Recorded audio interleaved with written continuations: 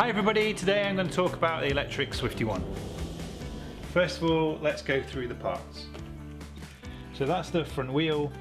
You also will have the Ortlieb bag and the quick click system, which is up here already installed on this Swifty 1. We will send you a copy of these instructions here.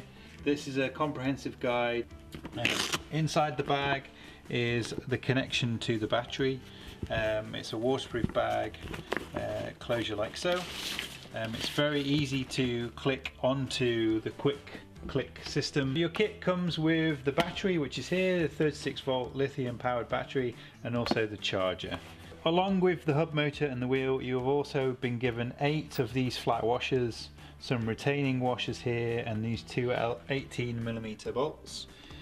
4 of the flat washers need to go on each side, along with the wheel retaining washer, which goes only in one orientation, as you can see, and then the 18mm nut, as you can see. Do this on both sides and you're ready to mount the hub motor onto the frame. Notice that on the axle there is 2 flat sides to the axle. Those flat sides have to go in a particular orientation into the dropout, which is this part here. Make sure you line them up nice and square, like so, and then push down and it should drop into the dropout. And you can see that these flat sides are flush with the side of the dropout. You must make sure that this cable is on this side of the scooter.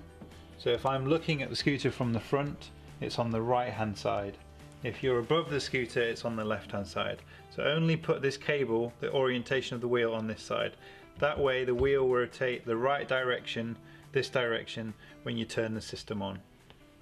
Next, put on the wheel retaining washer on both sides and tighten up the wheel nuts.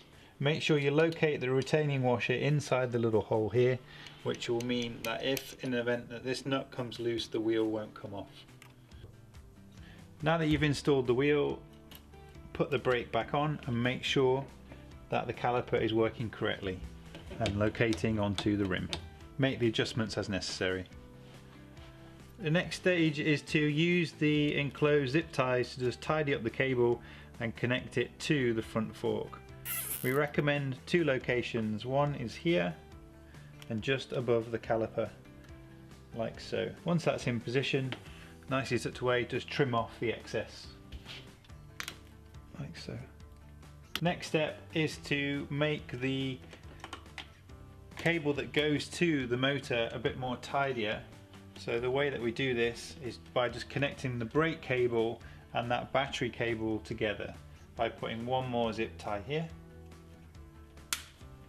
The next step is to connect the throttle to the handlebar. So as you can see, I've already stripped off the grip from the handlebar.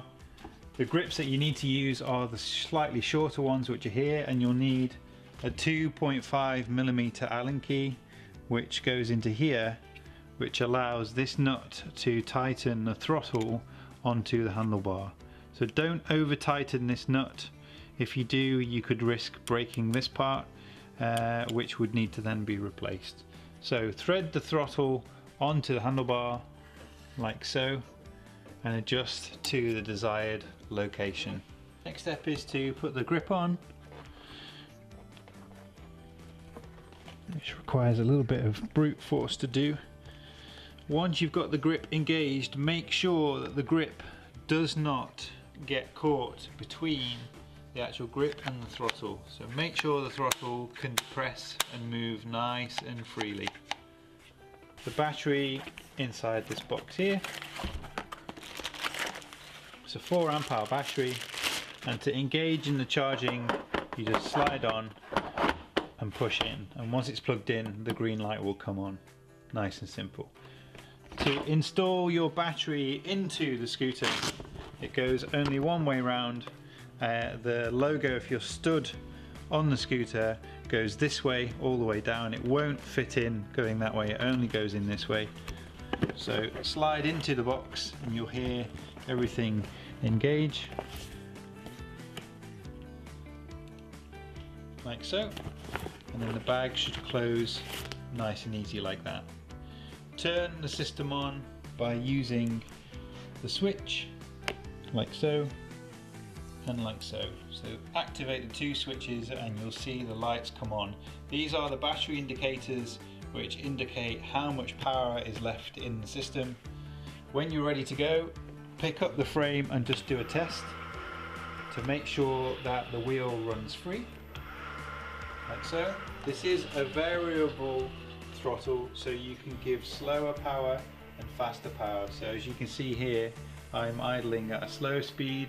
You put more throttle in and it'll go faster and faster gradually.